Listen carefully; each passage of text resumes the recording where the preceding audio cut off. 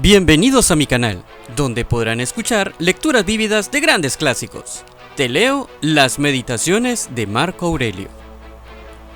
Libro 1. Primero, aprendí de mi abuelo Vero, su bondad y no enojarme con facilidad. Segundo, de la reputación y memoria dejada por mi padre, su pudor y carácter varonil. Tercero, de mi madre, su sentido religioso, su inclinación a dar cuanto tenía y abstenerse de cualquier acto de maldad, así como su vida sencilla, lejos de toda clase de lujos y vanidades. Cuarto, de mi bisabuelo, no haber frecuentado las escuelas públicas, pero no haber desdeñado la presencia en su casa de los mejores maestros y haberlos remunerado como se merecían, sin reparar en gastos. Quinto, de mi preceptor, no tomar partido en quejas públicas, la resistencia y frugalidad, y el cuidado de no encomendar a otro el trabajo propio, de no empezar 100 asuntos a la vez y de no prestar oídos a los chismosos. Sexto, de Diócneto, la aversión a las futilidades, la incredulidad a las patrañas y mentiras sobre la manera de preservarse de los demonios y de las necedades parecidas, y de no aficionarse a la crianza de codornices augurales ni otras manías semejantes, el soportar las opiniones de los demás cuando eran sinceras, el haberme familiarizado con la filosofía teniendo por maestro primero a Baquio y luego a Tandacio y a Marciano, el aprender a dialogar desde muy niño, el haberme habituado a cama humilde cubierta de piel y, en fin, a cuantas prácticas y disciplinas son propias de un verdadero filósofo griego. Séptimo, de Rústico, el haberme convencido de que era preciso controlar mi carácter y vigilarme muy atentamente, el no haber compuesto tratados retóricos y engañosos discursos destinados a convencer a los demás, el no haber intentado sorprender mediante falsa apariencia de actividad o de beneficencia, el haber renunciado a la retórica, la poesía, el estilo refinado, el no usar la toga dentro de casa y toda otra actividad semejante, a usar en mis epístolas el estilo sencillo del que me dio buen modelo en la carta que escribió desde Sinuesa a mi madre, a estar siempre dispuesto con respecto a quienes me hubiesen faltado y me hubiesen tratado bruscamente, a reconciliarme con ellos y a ir a su encuentro a la menor indicación que hiciesen de arrepentimiento, a leer con el mayor detenimiento y a no contentarme con considerar las cosas de un modo insuficiente y sumario, a no dejarme convencer por esas gentes que hablan de continuo a tontas y a locas, en fin, a haber podido leer, gracias a él, pues me los prestó de su biblioteca, los libros que nos conservan las lecciones de Epicteto.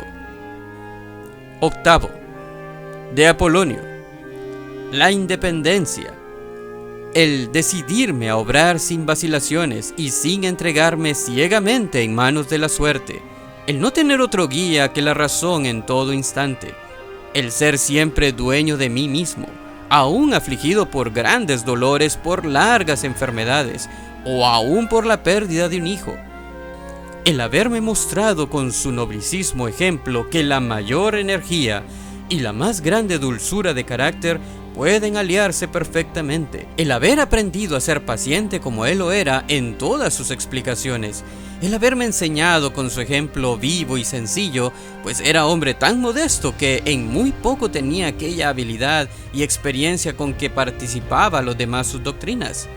En fin, el haberme enseñado a sí mismo como es preciso acoger lo que entre amigos suelen considerarse como favores, es decir, a no dejarme ganar fácilmente por ellos, ni tampoco despreciarlos groseramente. Noveno, de Sexto, la benevolencia y el ejemplo de una familia patriarcal, la concepción de lo que es la vida según la naturaleza enseña, la gravedad exenta de afectación, la verdadera solicitud, esa que continuamente acecha los deseos de los amigos para complacerlos, la tolerancia con los lerdos, con los que acostumbran a opinar sin haber reflexionado previamente, el arte de ponerme a tenor con todo el mundo, el arte que él practicaba naturalmente, con tal perfección que, sin adulaciones ni bajezas, encantaba a cuantos le trataban, sin que, por ello, dejase de inspirarles el más profundo respeto. Su habilidad en descubrir con absoluta precisión el mejor modo de ordenar aquellos principios por los que es preciso regular la vida. El no haber manifestado jamás cólera ni sombra de toda otra pasión indigna. Muy por el contrario, evidenciar siempre un carácter tan tranquilo como afectuoso. En fin, su habilidad para hablar discretamente y para hacer gala, sin la menor pedantería, de sus vastos conocimientos. 10. De Alejandro el Gramático.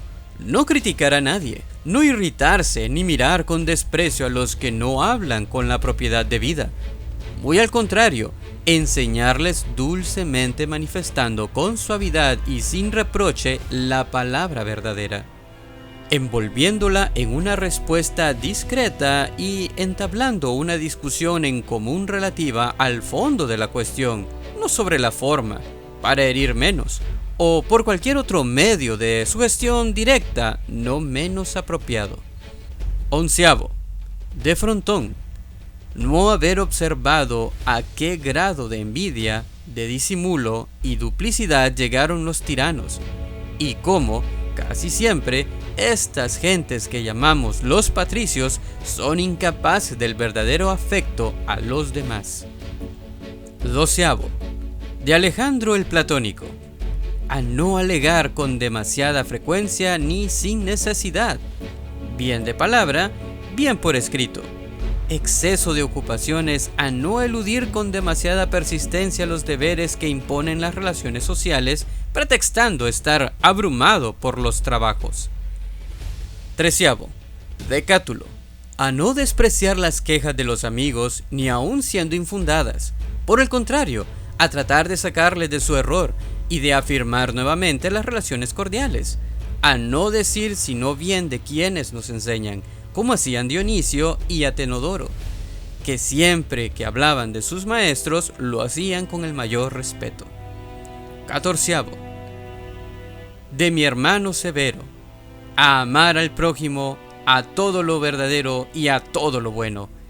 El haber conocido gracias a él a Tresas, Elvidio, Catón, Dion y Bruto. De haber adquirido también por él una noción clara de lo que es un Estado democrático, de un gobierno fundado sobre la igualdad y el común derecho de todos a exponer sus ideas, de un imperio en el que, sobre todas las cosas, se respete la libertad de sus ciudadanos. De él aprendí también a rendir culto constante y sin desfallecimiento a la filosofía, a la beneficencia, a la libertad llevada al más alto grado, así como a no desconfiar del afecto que nos profesan los verdaderos amigos. Acostumbraba también a reprender a quienes tenía que hacerlo o a censurar a aquellos que a su juicio lo merecían con la mayor claridad y franqueza, que una y otra cosa eran en todo momento en él cosa evidente. 15. De Máximo. El dominio de sí mismo, el no dejarse atrasar por ninguna clase de impulsos, fueran cuales fuesen, el valor en todas las circunstancias, muy especialmente en el curso de las enfermedades. Aquella dulce mezcla de dulzura y nobleza que daban tan grato sello de su carácter, aquel su ánimo generoso que le hacía cumplir sin esfuerzo cuantos trabajos se le deparaban, la confianza que hacía inspirar de él su pensamiento y su palabra eran una sola y única cosa, y de que cuanto hacía era movido por la buena intención, el no asustarse ni asombrarse jamás, la falta de precipitación, de lentitud, de abatimiento, de temor, de cólera y de desconfianza, el prodigar el bien, la facilidad en perdonar, la lealtad, el dar la idea siempre de un hombre justo y sincero, sin doblez En fin, aquella su manera de ser que evidenciaba que a nadie miraba con menosprecio ni superioridad. 16. De mi padre. La mansedumbre, pero también la firmeza inquebrantable en sus decisiones una vez adoptadas tras madura reflexión. La indiferencia a esa vanagloria, compañera engañosa de los no menos engañosos honores. El amor y la perseverancia en el trabajo. La atención con que escuchaba a cuantos eran capaces de hacer algo útil al bien público. El otorgar franca e inflexiblemente a cada uno lo que le era debido por sus méritos. La habilidad en el conocer cuándo era preciso sostener un esfuerzo y cuándo detenerse. El haber renunciado a los amores de los adolescentes. La sociabilidad, el dejar en la mayor libertad a sus amigos, no exigiéndoles que se sentasen en contra de su voluntad a su mesa, ni que por obligación le acompañasen en sus viajes. Por el contrario, estos siempre le encontraban el mismo cuando, obligados por la necesidad, habían tenido que separarse de él, el tiempo que fuese. Aquel minucioso cuidado que tomaba siempre en examinar por sí mismo los asuntos que tenía en Lanubio, entre ellos al recaudador de tribus de Túsculo, que solía pedírselo y siempre obraba igual. Jamás se le vio airado, violento ni enfadado, jamás se empeñaba en trabajos sin calcular. Al contrario, sus planes y propósitos estaban siempre tan bien pensados, tan sensata y acertadamente ordenados y dispuestos, tan perfectamente dirigidos que parecían más placer que obligaciones. Hubiera podido decirse de él, como de Sócrates, que sabía igualmente privarse del gozo de esos bienes cuya falta hace a la mayor parte de los hombres caer en la tristeza, y su disfrute en los excesos igualmente. Su valor, su resistencia y su templanza en goces y privaciones, prueba palpable de su alma equilibrada e invencible, quedó bien patente durante la enfermedad que le ocasionó la muerte. 17. De los dioses. Haber tenido buenos abuelos, y un buen padre, y una buena madre, una buena hermana, buenos maestros y buenos familiares y parientes, y amigos casi todos buenos. Asimismo, el no haber llegado a faltarlos, lo que, dado mi carácter, hubiera podido muy bien ocurrir en uno de esos arrebatos que las ocasiones ofrecen algunas veces. Luego es un gran favor que los dioses me han otorgado el que las circunstancias no hayan motivado para confundirme, algo de lo que luego hubiera tenido que arrepentirme. No menos les debo el no haber sido educado demasiado tiempo en casa de la concubina de mi abuelo, el haber conservado la inocencia hasta bien entrada la juventud, el no haber hecho prematuramente ningún acto de virilidad, más aún, el que transcurriese mucho tiempo antes de iniciarme, el haber sido subordinado a un príncipe, mi padre, que debía, con sus sanos ejemplos y consejos, evitarme toda vanidad y ayudarme a comprender que se puede vivir perfectamente en sociedad sin necesidad de guardias, de trajes lujosos, de lampadarios, de estatuas y de otras cosas parecidas usadas solo para aparentar. Es decir, a darme cuenta de que un príncipe puede reducir sus vanidades hasta el punto de llegar a no sobrepasar las de un particular, sin que ello desprecie ni humille su rango, ni descuide los deberes que debe ejercitar como soberano y los derechos que puede exigir, por ello mismo, en nombre del Estado. El haber tenido un hermano como el que tuve, capaz por su carácter de inducirme a tener mucho cuidado de mí mismo, sin dejar por ello de encantarme por su gran afecto y consideraciones hacia mí. El no haber tenido hijos torpes ni contrahechos, el no haberme aficionado excesivamente a la retórica, a la poesía y a otros estudios que hubieran movido a dedicarme a ellos totalmente, de haber observado que pudiera hacer en ellos progresos. El haberme anticipado a los deseos de mis maestros, colocándolos en las dignidades que me parecían ambicionar, sin dilatar el cumplimiento de sus deseos ni pretender que, puesto que aún eran jóvenes, más tarde podrían realizar sus aspiraciones.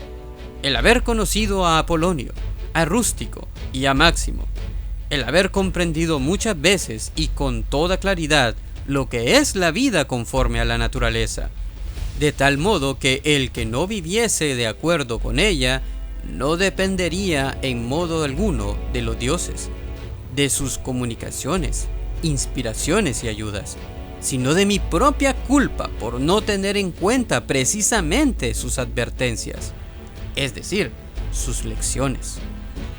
La resistencia extraordinaria de mi cuerpo, no obstante mi trabajosa vida, el no haber tocado a Benedicta ni a Teodoto, el haberme curado pronto y sin dolor, más tarde, cuando el amor me hizo su víctima, el no haber empeorado con hechos de los que luego hubiera tenido que arrepentirme, mis enfados con Rústico, el que mi madre, que estaba destinada a morir joven, pudiese pasar a mi lado sus últimos años, el que cuando se me ocurrió socorrer a un hombre necesitado o porque alguna razón necesitaba ayuda, pudiera hacerlo, el no haber necesitado a mi vez que otro me ayudase con sus préstamos, el haber desposado a una mujer tan obediente, amante y sencilla, el haber tenido buenos maestros para mis hijos, el haber soñado diversos remedios para mis males, especialmente para corregir mis mareos y los esputos sanguinolientos que con frecuencia arrojaba, como me sucedió estando en Gaeta, el no haber caído en manos de los sofistas cuando me aficioné a la filosofía, o perderle igualmente ocupándome en la física celeste. Forzosamente, tanta aventura me fue concedida por los bondadísimos dioses y por la fortuna. Esto lo escribo en el país de los Cuados, al borde del río Gran, hoy llamado el río Danubio. Muchas gracias por haber llegado hasta aquí. Si te ha gustado, recuerda compartirlo y darle un me gusta. De esa manera me ayudas mucho a seguir avanzando con más libros. También te quiero recordar que tengo otros libros en el canal y que muchos más están por venir. También he escrito un libro llamado El Libro de la Vida. Se encuentra disponible en Amazon. El link de este está en la descripción. Nos vemos en el siguiente capítulo.